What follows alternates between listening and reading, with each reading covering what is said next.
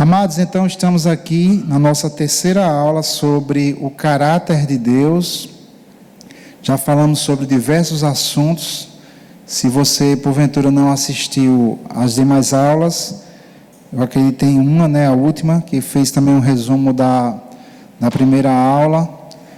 E já cobrimos algumas coisas sobre o caráter de Deus.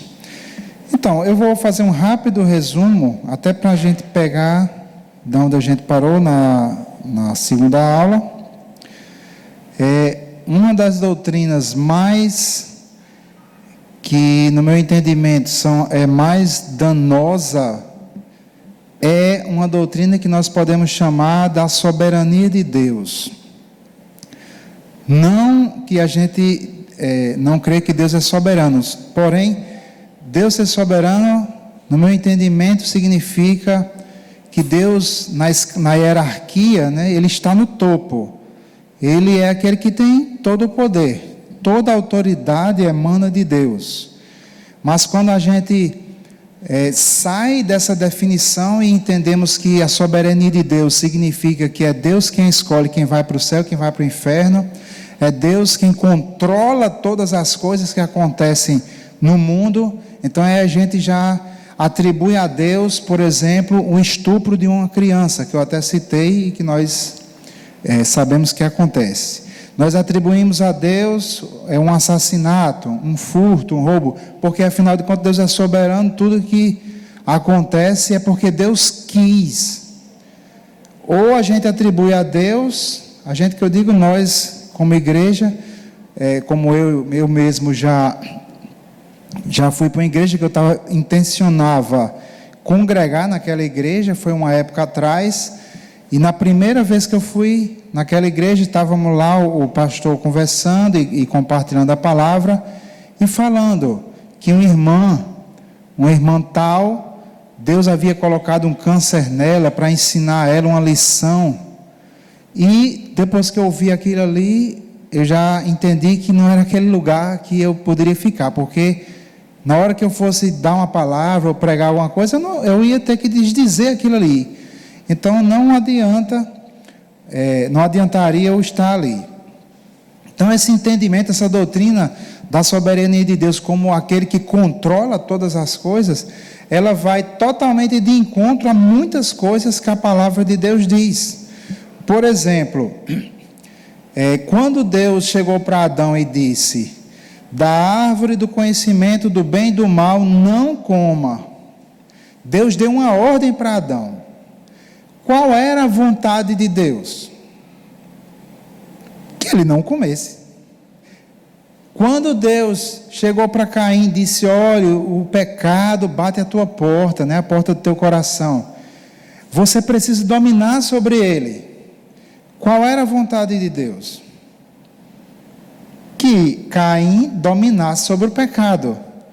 Quando Deus chega para a pessoa e diz: não mate, qual é a vontade de Deus? Que a pessoa não mate. Eu acho que não precisa ser muito inteligente para entender isso, Aí quando a pessoa vai e mata, é porque Deus quis. Como é que Deus pode fazer você desobedecer à palavra dele mesmo? Então, essa doutrina da soberania de Deus, nessa forma, ela é danosa e ela se encontra não apenas em um segmento evangélico, nenhuma denominação. Tem denominações que adotaram essa doutrina, mas essa doutrina da soberania de Deus, dessa forma equivocada, ela está permeando as igrejas de maneira geral. Eu já vi muito caso, Por exemplo, uma criança morreu, não, porque Deus quis um anjo no céu, Deus queria mais esse anjo no céu, então Deus levou. Amados, e eu vou dizer uma coisa que essa doutrina, ela está tão embutida que às vezes a gente nem percebe, a gente mesmo diz isso, é porque Deus levou, é porque Deus determinou que você tinha que morrer, fulano morreu naquele dia. Mas, se você observar no livro de Provérbios, capítulo 3, Aqui, o livro de Provérbios, capítulo 3, fala da sabedoria de Deus. Observe aqui no versículo 1 e 2, diz: Filho meu, não te esqueças da minha lei. Olha só o que Deus está dizendo. Esta é a vontade de Deus. Filho meu, não te esqueças da minha lei e o teu coração guarda os meus mandamentos. Olha só o que diz o versículo 2: porque eles aumentarão os teus dias. Ora, se Deus tivesse determinado um tempo para você morrer, como é que a Bíblia, o próprio Deus está dizendo aqui que se você observar a palavra dele, seus dias vão ser aumentados? Então não é Deus que determina que a pessoa, fulano morrer, porque Deus quis. Não. A morte entrou no mundo por causa do pecado. Nunca foi plano de Deus que a morte tivesse entrado no mundo. Então, essa doutrina, esse ensinamento sobre a soberania de Deus, infelizmente, eu já conversei com pessoas que creem dessa forma e parece que a mente delas está cauterizada para crer dessa forma. Por quê? Porque todo ensinamento que você recebe, toda palavra que você deixa entrar no seu coração, ela vai produzir fruto, seja fruto bom, seja fruto mau. Então a pessoa começa a ler livros que já lhe dão uma pré-interpretação de determinados versículos, e aí muitas vezes eu vejo as pessoas esquecerem, parece que esquecem o resto da Bíblia todinho e focam em alguns versículos. Tem realmente alguns versículos. Amei Jacó e aborreci Israel.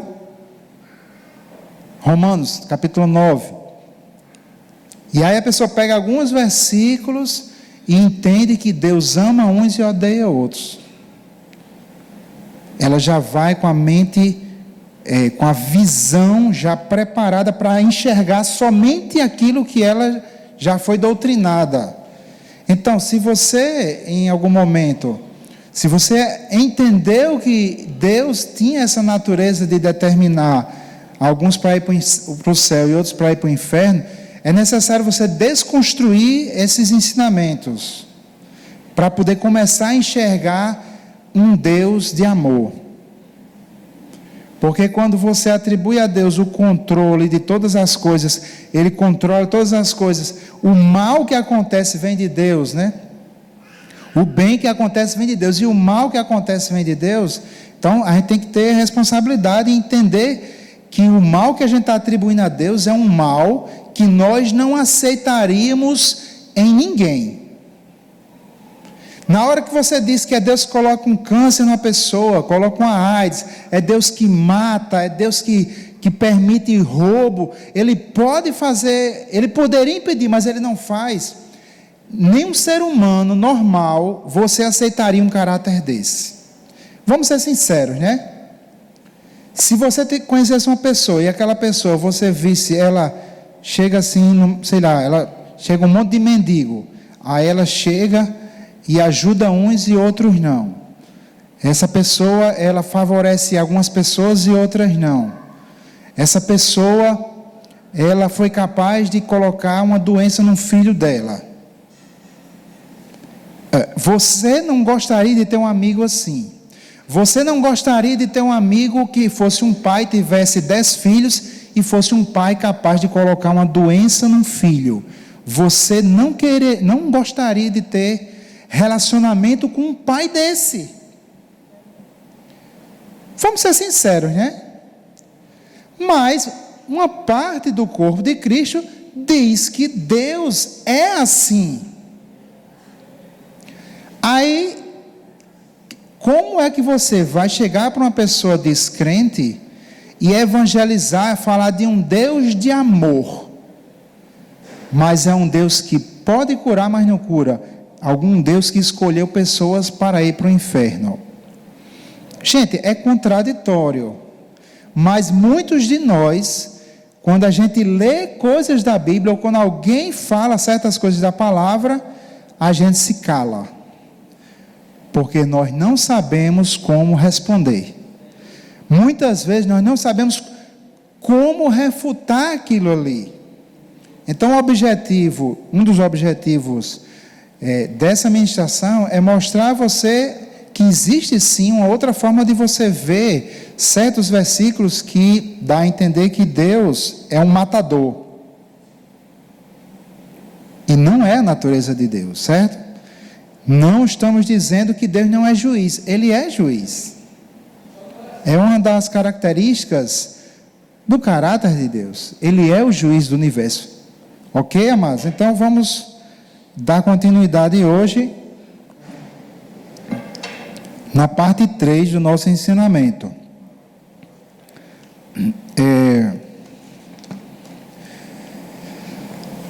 Na ministração passada, eu falei que Deus, ele tratou Caim com misericórdia.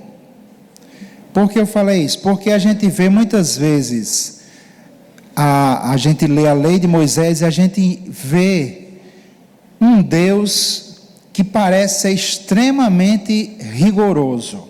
Um exemplo é a questão da guarda do sábado. Tem uma passagem, a gente vai ainda revisitar essa passagem. Tem uma passagem onde o próprio Deus determina que um homem que foi pego apanhando gravetos no dia de sábado, ele fosse apedrejado. Então a gente vê isso aí, a gente interpreta isso como se fosse nos dias de hoje, na nossa vida atual, dentro da nossa situação hoje, e a gente diz, meu Deus, que coisa mais rigorosa, né? É o mesmo Deus, ok? Mas eu vou mostrar a você que Deus não tratou, depois do pecado, Deus não tratou o homem com este rigor. A primeira experiência que nós falamos, o acontecimento aqui, a gente viu na ministração passada, foi o próprio caso de Caim. Primeiro, mesmo depois do pecado, Deus continuou interagindo com o homem. Essa ideia, Deus é um Deus santo, Ele não tolera o pecador, Deus não aguenta, Deus ele vai destruir todo pecador, etc. Mas nós olhamos para o livro de Gênesis e vemos que, mesmo depois do pecado, Deus continuou interagindo sim com o homem. Ele tentou convencer Caim a não matar o irmão. Ele disse, cuidado, vigie. Você tem obras mais, Ele falou, eu expliquei porque é que ele não recebeu a oferta de Caim. Não foi porque Deus faz acepção de pessoas, mas porque as obras de Caim eram más. E funciona para todos nós. Se nossas obras forem mais, de que adianta você chegar diante de Deus com ofertas? Jesus disse, esse povo honra-me com seus lábios, mas seu coração está distante de mim. Em vão me adoram. Então Deus, ele precisa receber a oferta de um coração bom, de um coração justo. As obras de Caim eram malignas. Ficou provado, inclusive, com o acontecido. Mesmo assim, Deus não puniu Caim com a morte. Inclusive, a gente fica pasmo quando a gente vê que Deus protegeu o primeiro assassino registrado na Bíblia, não aprovando as obras de Caim, mas agindo com o homem com misericórdia. Ou você queria que Deus punisse você por cada pecado seu? O salário do pecado é a morte. Às vezes que eu menti, eu já menti no passado, se Deus fosse me punir com o rigor que o pecado merece, eu teria sido punido com a morte.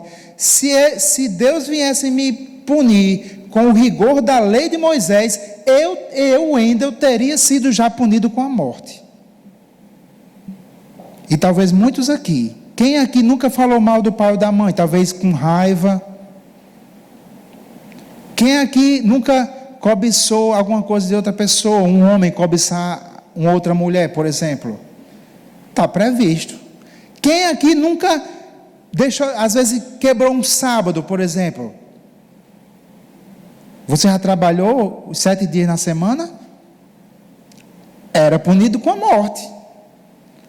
Ou você desde criança tem observado o sábado? Duvido. Depois você me diz se você observou, Se tem alguém que observou o sábado desde a meninice. Então, amados, Deus não punia o homem com o rigor que o pecado merece. E aí nós vamos meditar nisso aí. Falei já de Caim, agora vamos ver Levítico capítulo 18, versículo 9. Nós vamos ver, amados, que Deus, antes da lei de Moisés, Deus tratava o homem com misericórdia. Deus tratava o homem com perdão, porque esta é a natureza de Deus. Vamos observar Levítico capítulo 18, versículo 9. Diz assim, deixa eu abrir aqui na NVI que fica melhor de entender. Diz assim: não se envolva sexualmente com a sua irmã, filha do seu pai ou da sua mãe, tenha ela nascido na mesma casa ou em outro lugar. Antes de mais nada, eu queria dizer a vocês que todos esses pecados aqui de Levítico 18, eles eram punidos com a morte. Ok? Então, era pecado você se envolver sexualmente, ou seja, você ter uma relação sexual com uma irmã, ainda que fosse meia-irmã. Ora, amados, quem na Bíblia era casado com uma meia-irmã? Antes da lei, quem era? Vocês sabem, né? Abraão era casado com uma meia-irmã.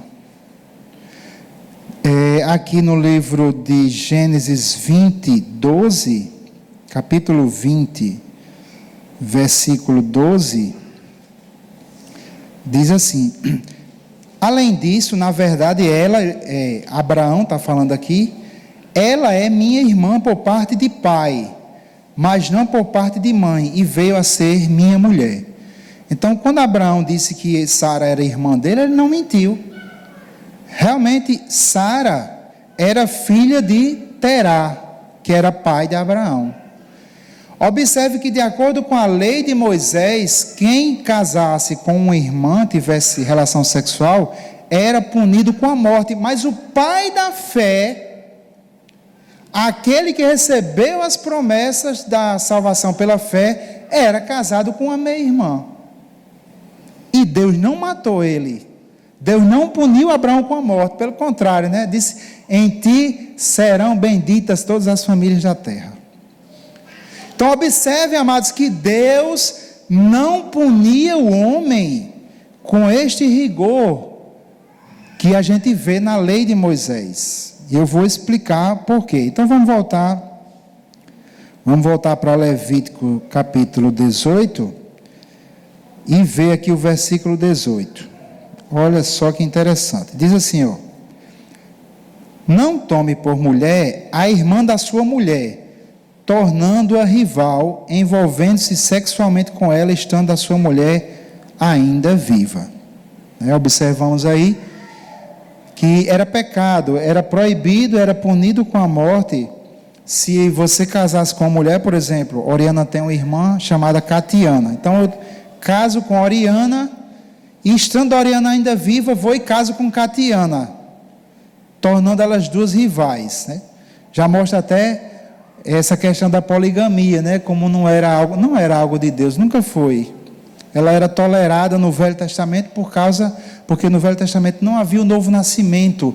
Os homens não conseguiam andar na lei de Deus. Então foi tolerado. Porque todos os casos bíblicos, amados, onde o homem casava com uma mulher e com outra mulher, elas se tornavam rivais. E aí o mandamento era para evitar que duas irmãs se tornassem rivais por causa de um homem. Agora, quem na Bíblia, antes da lei, quem era casado com duas irmãs? Jacó. Se Jacó tivesse vivido na vigência da lei de Moisés, ele deveria ser punido com a morte. Ele era casado com Leia, ou Lia, né, dependendo da tradução, e com Raquel. duas irmãs. Inclusive, elas se tornaram rivais por causa disso. Eu não estou dizendo aqui, então pode pecar, né? Eu posso pecar à vontade, vamos quebrar a lei de Moisés todinha, porque Deus não vai me punir. O que eu estou chamando a atenção é porque Deus não é um Deus diferente. Na lei de Moisés não é um Deus diferente da graça de Jesus Cristo, é o mesmo Deus. E antes da lei de Moisés, Deus tolerou sim o pecado do homem, tolerou essas coisas, ele suportou aquilo ali. A lei de Moisés, amados, ela não veio para salvar o homem. A lei de Moisés, ela veio durante um tempo, e eu vou explicar por que é que a lei de Moisés era tão rigorosa. Havia um propósito nisso, mas não era o que Deus realmente queria. Eu não sei se você já observou, mas sempre, geralmente, né, não vou dizer sempre que eu não sei todos os versículos, mas geralmente, quando você vê o número 2 na Bíblia, representa a velha aliança e a nova aliança. E muitas vezes representa o primeiro Adão e o segundo Adão, que é Jesus. Eu vou dar um exemplo, eu vou dar vários exemplos, né? É só uma curiosidade, não sei se o pastor Tasso já falou sobre isso aqui, mas se não falou, eu vou falar. O luminar maior e o luminar menor. O luminar maior, o sol, representa a nova aliança. O luminar maior foi dado para governar o dia. Lá em Romanos, eu esqueci qual é o capítulo, mas ele diz que a noite é passada, o dia é chegado, falando exatamente, a velha aliança passou, agora vem a nova. Então, o sol representa Jesus. É o luminar maior para governar um período de muito mais conhecimento da palavra, muito mais conhecimento de Deus, que é a nova aliança. E a lua representa a velha aliança, onde havia pouco conhecimento de Deus. Ele governou o período de noite, o período onde a raça humana tinha pouco conhecimento de Deus. Depois você pode meditar mais sobre isso. Leia, que eu falei, e Raquel, as duas esposas de Israel, representam a velha aliança e a nova aliança. Quem Israel queria realmente? Quem Jacó desejava? Era Raquel. Mas para poder ter Raquel, ele teve de possuir Leia. O pai de Leia, Raquel, Labão, disse, aqui nós não fazemos assim, não é conveniente entregar a mais nova antes da mais velha. Mas quem Jacó desejava era Raquel. Agora é interessante que Judá, de onde veio Jesus, veio de quem? De Leia. Jesus veio da velha aliança, ele foi gerado lá na velha aliança e trouxe a nova aliança. Elias e Eliseu. Elias representa a velha aliança, Eliseu representa a nova aliança. Os milagres que aconteceram no ministério de Eliseu são milagres tão grandes que só são equiparados aos milagres de Jesus. Quando João Batista veio para fechar a velha aliança, ele veio, aí eu abre aspas, né? No espírito e no poder de quem? De Elias, não de Eliseu. Porque Elias representava a velha aliança, Eliseu representa a nova aliança. Observe que a velha aliança, ela é muito inferior à nova aliança. Se você comparar o luminar maior e o luminar menor, o dia, ele é milhares de vezes, eu esqueci a quantidade, mas quando eu estudei física, eu sabia esse número, mas o dia, ele é milhares ou milhões de vezes mais iluminado do que a noite. Então, a nova aliança, ela trouxe uma luz sobre quem Deus é, que se você observar a velha aliança, você não vai conseguir enxergar essa luz. Nós vimos que o caráter de Deus é quem? Quem é literalmente o caráter de Deus? Jesus. Hebreus 1:3. Ele é a expressa imagem de Deus. E a palavra expressa imagem no grego é caráter. Então, amados, o que eu estou querendo mostrar aqui, que antes da lei de Moisés, Deus não punia o homem, ele demonstrava misericórdia. Certo? Demonstrava misericórdia, demonstrava perdão, Deus não tratava o homem segundo o que o pecado merece, certo? No entanto, aí vamos voltar, né, para antes da lei de Moisés. O que é que aconteceu antes da lei de Moisés? O que é que aconteceu com a geração antes do dilúvio? E aí eu quero explicar para você, dentro deste ensinamento do caráter de amor de Deus, por que aconteceu o dilúvio. Porque uma das coisas que se acusa Deus é o dilúvio. Que Deus bom é esse, que Deus de amor é esse, que mata todo mundo afogado, né? Aí eu vou explicar por quê. E pode ser difícil para a pessoa entender a princípio, mas Deus estava ali, sim, agindo com juízo, sim, mas agindo antes de tudo em amor. Amor a quem? Amor a você e a mim. Ok, amados? Deus tratou o homem com misericórdia, mas essa falta de punição de Deus antes do dilúvio, certo? Essa falta de punição de Deus fez com que os homens se tornassem cada vez mais ímpios. O caso aqui, Gênesis capítulo 4, versículo 23 a 24. Gênesis 4, volta aqui, 23 a 24. Eu falei que Deus inclusive chegou e disse para Caim, qualquer que matar Caim será vingado, 7 vezes. Deus protegeu Caim, colocou um sinal sobre Caim. Ocorre que Lameque, que era descendente de Caim, olha o que é que ele diz aqui em Gênesis 4, 23 a 24. Disse Lameque às suas mulheres, Ada e Zilá, ouça-me, mulheres de Lameque, escutem minhas palavras. Eu matei um homem porque me feriu, e um menino porque me machucou. Se Caim é vingado 7 vezes 7, Lameque o será 77. Então observe o que é que aconteceu aqui. Lameque, ele provavelmente conheceu Caim. As pessoas ainda conseguiam viver muitos anos. E Deus tinha protegido Caim.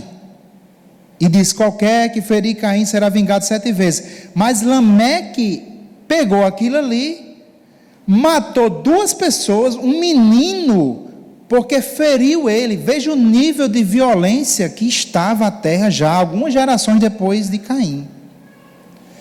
Ele matou o menino e usou aquilo que Deus tinha falado para Caim como desculpa, ainda ampliou.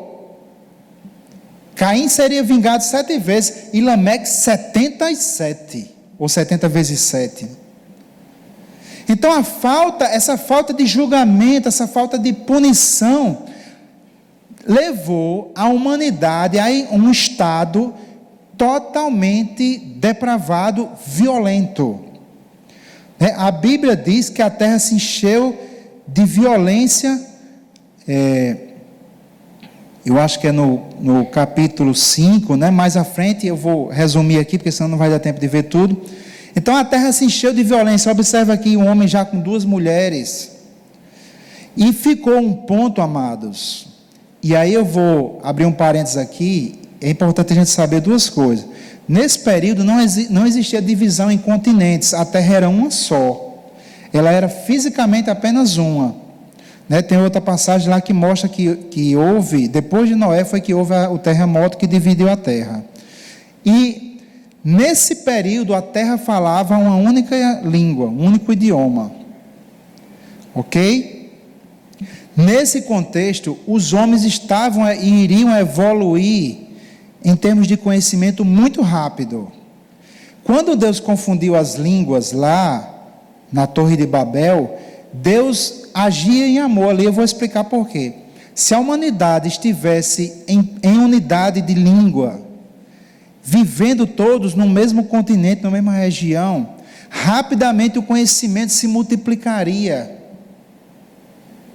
E o que é que evolui mais? O que é que faz a tecnologia e o conhecimento evoluir mais? Quem sabe aqui? A guerra. Exatamente.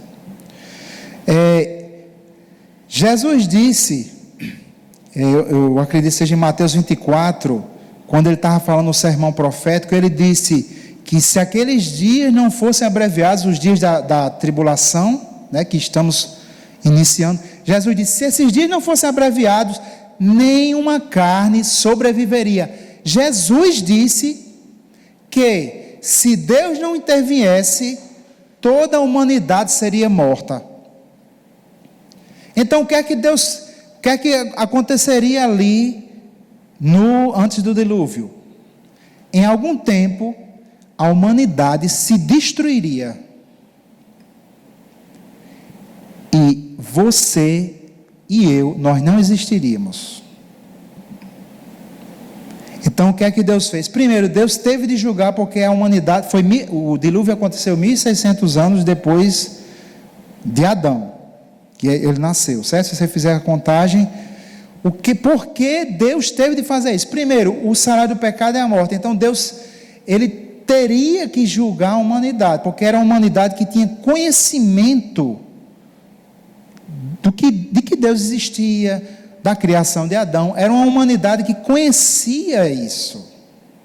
Então, com o conhecimento vem um julgamento. A Bíblia diz, não haja no meio de vós muito mestre, porque nós receberemos mais duro juízo. Aquele que conhece a vontade do seu Senhor e faz coisas dignas de açoites, receberá muitos açoites. Então, quando tem conhecimento, tem julgamento, se a pessoa desobedece. Inclusive foi o propósito da lei, né? Eu vou entrar nisso depois. Ok, amados? Então, por que Deus mandou o dilúvio? Por uma razão muito simples. Se Deus não tivesse reiniciado ali a humanidade seria destruída totalmente algum tempo depois. E o pior, a Bíblia mostra que a única pessoa que ainda ouviu a voz de Deus foi Noé. A gente lê a Bíblia, se você não interpretar corretamente de acordo com outros versículos, você vai achar que Deus foi parcial. A Bíblia diz, e Noé achou graça aos olhos de Deus, né? Aí quando você diz, né, tem gente que distorce, não, Deus pegou Noé, e Deus escolheu Noé e pronto. Noé era ímpio do mesmo jeito, e Deus pegou Noé, mas não é isso que a Bíblia diz. Noé era justo. E Noé vinha da linhagem de Sete. O avô de Noé foi quem? Foi Matusalém e Enoque, né? Aliás, Matusalém foi o bisavô, se eu não me engano, né? Enoque. E Enoque, ele andou com Deus. Então, Noé, ele vinha da última linhagem de homens justos que andavam sobre a terra. Amados, e tem uma revelação, né? Algo que eu creio que Deus me mostrou. Ao longo de toda a história da humanidade, Deus sempre teve homens que ouviam a sua voz e o serviam. Deus sempre teve. Na época de Abraão, a Bíblia diz que Deus chamou Abraão da idolatria. Mas na época de Abraão existia sacerdote do Senhor, Melquisedeque. Melquisedeque chegou e abençoou Abraão. Ele era sacerdote do Deus vivo, do Deus Altíssimo. Então Deus sempre teve homens que o serviram e o temeram. Porque se esse conhecimento de Deus parasse, os anjos não poderiam chegar aqui e pregar o evangelho para ninguém. Os anjos não podem chegar aqui e ensinar você a palavra de Deus. Tem que ser um homem. Homem que eu digo um ser humano. Então Deus sempre teve, desde Adão, Deus sempre teve homens que o serviram. Mas na época de Noé, só tinha Noé. A geração seguinte, se Deus não tivesse feito aquilo, a geração seguinte estaria perdida para sempre. Então Deus sempre segura o juízo o máximo que Ele pode. Observe, eu falei até do sermão profético, em Mateus 24, quando Jesus diz: por amor aos eleitos, esses dias foram abreviados. Observe que por causa deste amor, Deus abrevia o tempo, por causa de amor. Se Deus não tivesse feito aquilo, amados, nós não existiríamos, pode ter certeza. Então, Deus Deus não deixou de ser um Deus de amor por ter mandado o dilúvio. Ele foi juiz, mas ele agiu em amor. Tudo o que Deus faz, primeiramente, é amor, porque esta é a natureza de Deus. E você diz, mas coisa mais dura, né? No entanto, se a gente observar o que a Bíblia diz e o que a história também nos conta, nós vemos um nível de impiedade que nós hoje não temos condições de entender. Eu vou falar sobre isso, aí você vai entender por que a lei de Moisés era tão rigorosa. Isso é importante a gente entender, certo? Então, amados, o que é que aconteceu aqui? Deus manda o dilúvio, dizem eu fiz umas pesquisas aí, a Arca de Noé levou décadas para ser construída. No entanto, a Bíblia não registra ninguém foi até Noé para perguntar o que era aquela arca. Era uma arca grande, né? Acho que chamou a atenção, mas ninguém foi lá saber o que era. Ou então, se foi saber, Noé deve ter dito: olha, Deus anunciou que ia chover e tal, dilúvio, mas ninguém quis saber. Exatamente porque ninguém acreditou. Então só Noé foi salvo. Isso mostra o nível que a humanidade estava, certo? Então Deus não é um Deus matador, Ele é um Deus de amor, embora Ele realmente tenha que julgar assim. Ok? Então, aí Deus, lá em Gênesis capítulo 12, Deus, depois do dilúvio, né? Deus, em Gênesis capítulo 8, versículos 21 a 22, o Senhor promete que não vai mais destruir a terra pela água, e Ele reconhece. Eu vou voltar para cá, porque senão eu perdi o contexto aqui. Em Gênesis capítulo 8, versículo 21 e 22, diz assim: o Senhor sentiu o aroma agradável e disse a si mesmo: nunca mais amaldiçoarei a terra por causa do homem, pois o seu coração é inteiramente inclinado para o mal desde a infância, e nunca mais destruirei todos os seres vivos como fiz dessa vez. Enquanto durar a terra, plantio e colheita, frio e calor, verão e inverno, dia e noite jamais cessarão. Então, Deus reconheceu aí que o homem era pecador desde a meninice. E aí Ele não mais executaria esse tipo de julgamento enquanto a terra existisse. E abençoa a humanidade. Mesmo a humanidade sendo pecadora, pensamentos inclinados ao mal, Ele diz: vai ter plantio, vai ter colheita, frio e calor, verão e inverno, dia e noite jamais cessarão. E graças a Deus por isso, porque senão nós nem existiríamos, né? Você não existiria. Então Deus olhava para aqueles que haveriam de crer nele no futuro, e por amor dos eleitos, não que ele tenha escolhido e forçado você a aceitar ele, não, mas porque ele amava a nós, ele nos amou.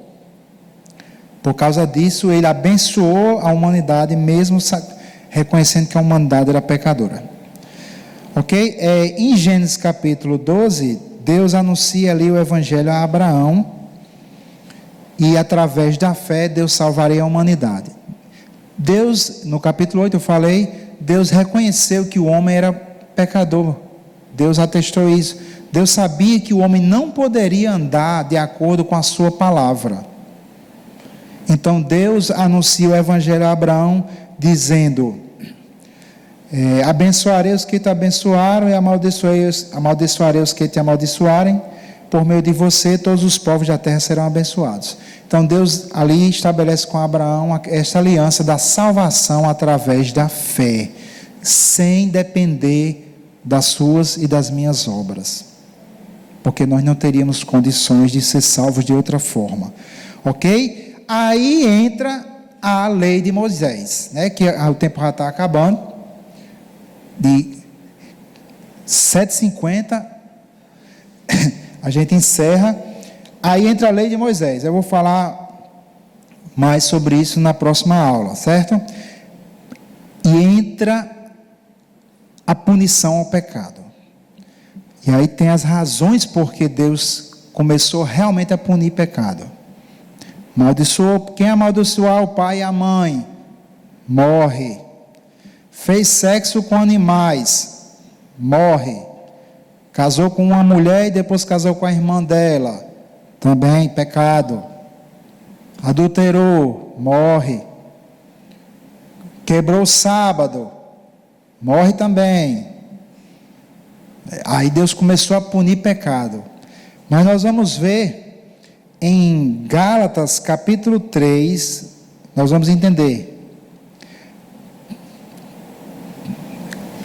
por que Deus deu a lei. Gálatas 3, 17 a 19, diz assim: quero dizer isto, a lei que veio 430 anos depois não anula a aliança previamente estabelecida por Deus, de modo que venha a invalidar a promessa. Pois se a herança depende da lei, já não depende de promessa. Deus, porém, concedeu gratuitamente a Abraão mediante a promessa. Ao versículo 19. Qual era então o propósito da lei? E aí a palavra de Deus explica. Foi acrescentada por causa das transgressões. Vamos parar aqui. E aí eu vou falar sobre isso na próxima aula. Por causa das transgressões. Amados, o ser humano, como eu falei, certo? Antes de Cristo a Bíblia compara a noite, escuridão. O ser humano, ele se desviou tanto da vontade de Deus, que o homem, ele não tinha mais noção de certo ou errado. A humanidade como um todo, certo? Eu vou dar um exemplo aqui para vocês, mas a gente vai trabalhar isso na próxima aula. Na época que a lei foi dada, era comum, imagine você na época da lei, vou pegar aqui Tassos e Camila. Era comum, imagine Tassos lá, um filisteu, sei lá, ou uma pessoa lá de Canaã. Seria comum eles pegarem Orlando e oferecer a um Deus para ser queimado, Orlando queimado, vivo. Isso era comum. Era comum a homens manterem relações com animais, relações sexuais, fora as outras coisas, a poligamia. Ok? Então, quando Deus deu a lei de Moisés, Deus começou a trazer à consciência do homem uma noção de puro e impuro, bem e mal, certo e errado, que a humanidade não tinha.